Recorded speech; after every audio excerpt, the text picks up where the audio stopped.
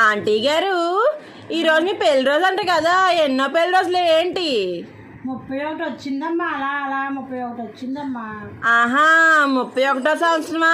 అవునమ్మా. ఆస్తిపాస్తులు ఎంత సంపాదించారేటి?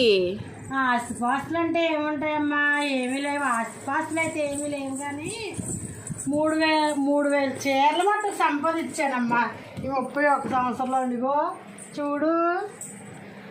ఆహా, మరి సంపాదించరా?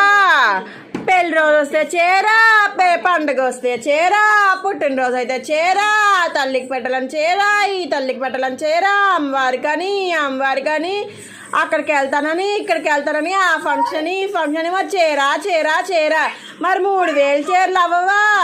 అయ్యో, మరి ఆడవాళ్ళంటేనే చీరలు కదమ్మా, చీరలు పిచ్చి కదా. మరి అలాగే అయిపోయింది, ఏం చేస్తాం. బాగుంది. మరి అంకుల్ గారు డబ్బులన్నీ చీరలకే సగం అయి ఉంటాయి. ఇంకేం ఆస్తులు, ఇంకేం బంగారాలు.